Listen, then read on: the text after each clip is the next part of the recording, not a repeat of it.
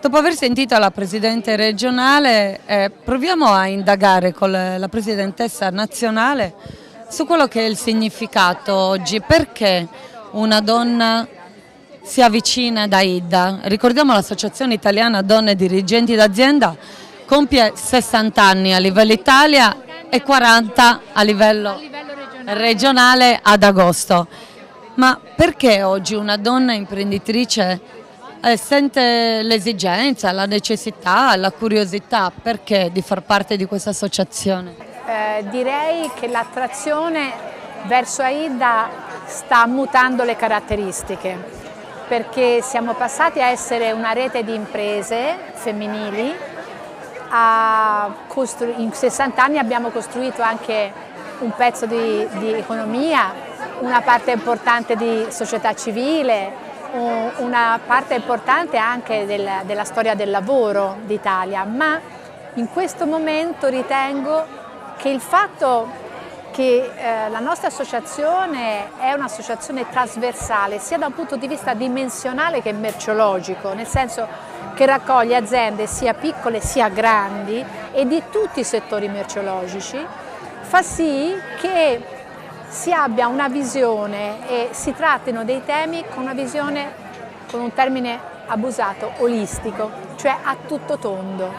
E oggi il momento storico è un momento molto delicato, c'è un futuro che è più una minaccia che una speranza e ritengo che una visione complessiva dell'economia dove c'è un grosso contributo dell'imprenditoria femminile possa dare veramente una svolta alla situazione. Ha parlato di trasversalità. Sì. Questo è un po' l'essere donna, perché la donna ha multitasking, sappiamo che può essere una madre, può essere una moglie, può essere una buona amica, un'imprenditrice, rappresenta un'azienda, deve avere quell'aspetto di comando fatto di un tailleur, quindi di pantaloni, come si suol dire. Quanto è difficile? Allora, fino ad oggi è stato molto difficile e infatti abbiamo intere schiere di donne che per arrivare nei posti del comando hanno mutuato drammaticamente il paradigma maschile e questo non ha portato, secondo me, un effettivo vantaggio all'organizzazione della nostra società. Oggi il tema importante è che necessita a livello economico che il valore della cura che le donne hanno fino ad oggi svolto all'interno delle mura domestiche vengano portate, diventi il valore della cura una dimensione antropologica e venga portato nel pubblico, nella società. È finito il periodo dell'individuo sovrano che si muove per interesse del potere. Oggi c'è bisogno di assumere la responsabilità della cura. Ecco perché le donne, se mantengono la loro valorialità, possono veramente cambiare le situazioni. Fino ad oggi è stato durissimo perché abbiamo uno stereotipo, un paradigma di pensiero che relega nella casa la cura.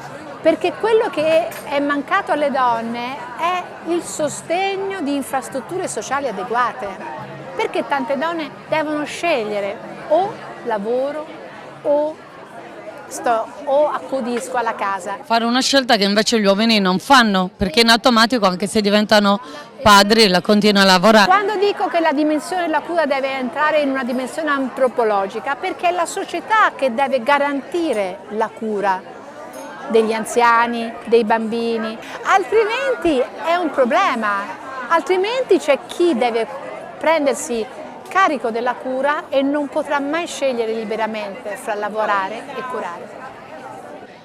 Sono tante le aziende presenti qui in Sardegna, ma soprattutto tante a livello nazionale.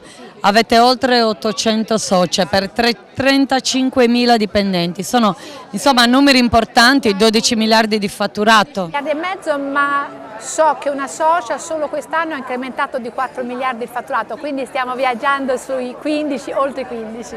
Oltre 15 miliardi di fatturati, insomma stiamo parlando di numeri veramente importanti, eppure è come se ci fosse sempre una rincorsa, come diceva giustamente lei prima, al farsi valere, al non dico puntare i piedi, ma sicuramente a gridare Allora perché secondo lei c'è ancora la necessità delle quote rosa? Perché c'è ancora la necessità di farsi sentire in banca, di farsi sentire con i prestiti e l'accesso al credito? Ha ragione, ha detto giusto.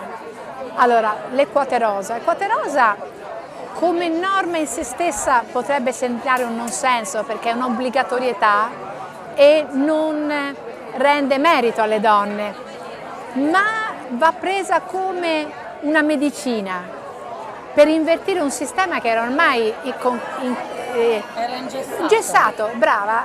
Lei ha visto nelle quotate, nelle grosse società partecipate, a questo punto siamo passati da una percentuale di presenza molto bassa, quasi al 30%, che non è una gran cosa, ma almeno c'è. E tante donne, e soprattutto è stato possibile con questa esperienza far percepire ai componenti consigli di amministrazione quanto è importante l'apporto diverso. Il problema su cui ci bisogna smarcarsi è importante. Non è che le donne sono pari agli uomini, le donne portano la diversità che insieme agli uomini crea la vita. La diversità è ricchezza. La diversità è ricchezza, bravissima. È questo che abbiamo perso. Infatti, guardi, io sono testimone, per il mio lavoro io siedo in 13 consigli di amministrazione e ho sentito, soprattutto in quelli più grossi dove partecipo, qualche uomo che ha detto: no, ma veramente abbiamo notato un miglioramento nel contributo alla discussione, perché le domande, le istanze che ogni donna portava, magari anche un po' timidamente perché si vedeva per la prima volta in un consesso diverso, ha stimolato un dialogo veramente importante. Quindi abbiamo riconosciuto, la quota rosa è stato importante per questo motivo.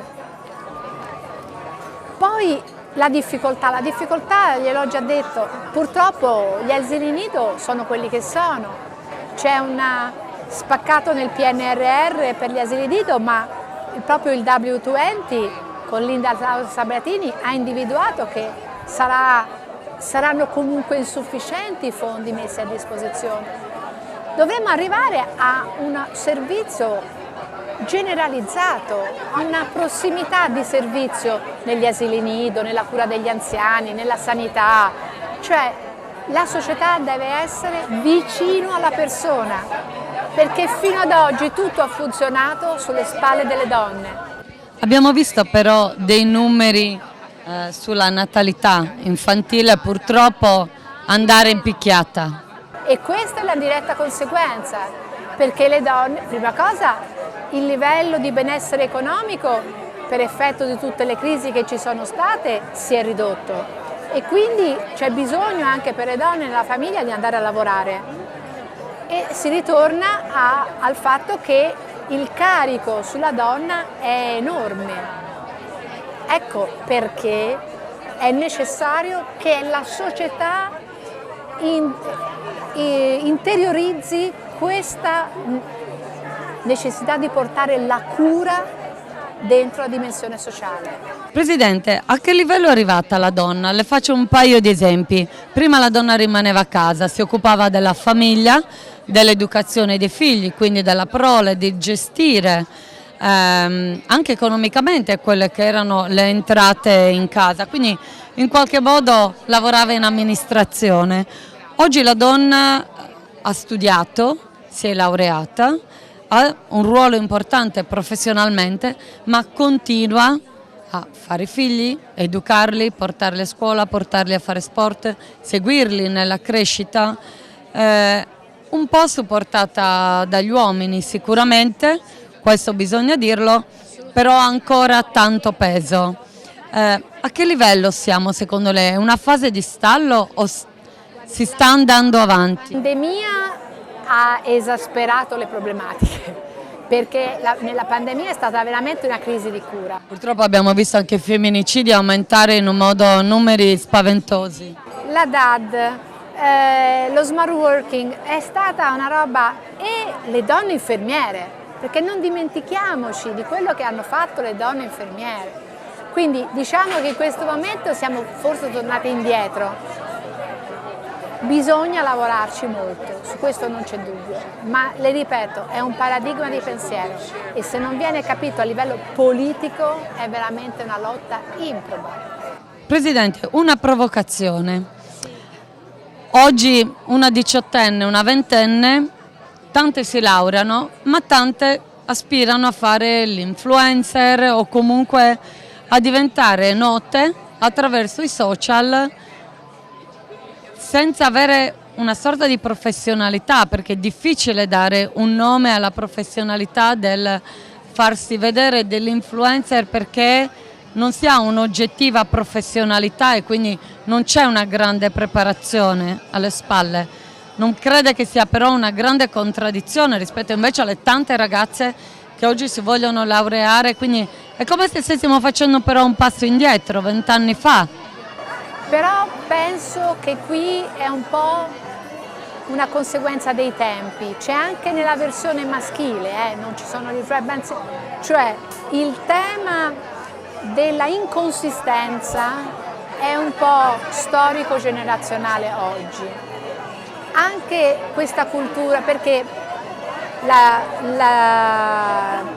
tecnologia, la digitalizzazione sono passi avanti nella nostra società, ovviamente imprescindibili, ma se non sono accompagnati da un'uguale preparazione umanistica rischiano di portare solo un deterioramento del livello qualitativo della nostra società. Lei vede che io, guardi, nel mio lavoro ho bisogno anche di giovani che mi vengano a fare le ricerche in materia tributaria, eccetera. Oggi la stragrande maggioranza dei giovani, tranne quelli più preparati o che hanno preso un indirizzo estremamente scientifico, tendono la prima cosa a trovare le risposte su internet, perché c'è tutto. Lei va in rete e trova ogni cosa, però se lei va a trovare una risposta di carattere tributario su internet, lei trova una risposta che magari è giusta in questo pezzetto, ma nella fattispecie concreta va fuori del pezzetto, è pericolosissimo. E ho notato che sono talmente abituati a stare in rete, ed acquisire informazioni dalla rete, questo a detrimento del lavoro di ricerca stessa. Sì, di sistematicità, di filologico conseguenziale del ragionamento e di inserimento della norma in un sistema per l'appunto sistematico di norme, capisce? E questo è, quindi noto che questo è più, sì, nelle donne forse ce n'è maggiormente, ma è un tema che è del nostro momento storico. E guardi, io ne parlerò domani nella relazione introduttiva, secondo me è molto importante la valorialità femminile nella innovazione tecnologica a cui assolutamente dobbiamo approdare, perché abbiamo esaurito il tempo, siamo sopra il burrone, siamo a codice rosso. L'innovazione tecnologica ci serve, ma non deve essere selvaggia, deve essere calata nelle leggi della vita che hanno garantito l'esistenza fino adesso alle persone e al pianeta. È una valorialità che è proprio ancestrale nelle donne, diciamo sane, nel senso che hanno una valorialità femminile, perché se prendiamo... E quindi è una grossa sfida e non possiamo sbagliare, l'ha detto anche il ministro Cingolani ultimamente in una conferenza stampa. Grazie Presidente, anche il tempo per noi in questo momento scade, andiamo in pubblicità.